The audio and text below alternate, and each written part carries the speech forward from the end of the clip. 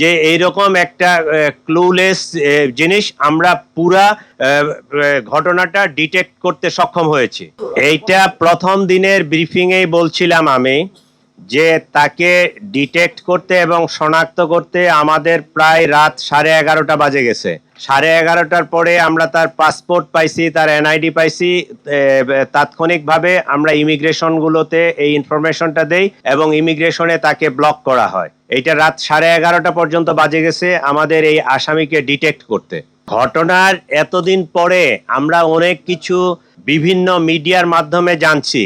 আজকের এই দিনে এই মুহূর্তে এই স্টেজে বসে কনক্লুশন টানা যতটা ইজি, যখন একটা ঘটনা ঘটে যায় তাৎক্ষণিকভাবে এই ঘটনাকে উদ্ঘাটন করা, ডিটেক্ট করা এবং করা এত ইজি ছিল না।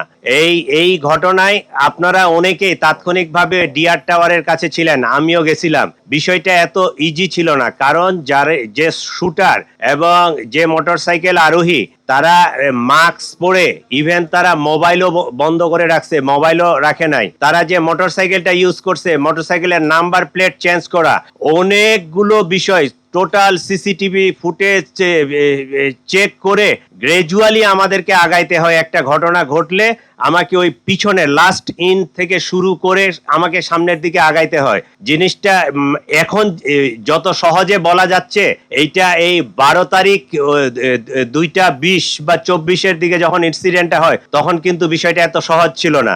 বাট আল্লাহর কাছে শুকরিয়া যে এইরকম একটা ক্লুলেস জিনিস আমরা পুরা ঘটনাটা ডিটেক্ট করতে সক্ষম হয়েছি।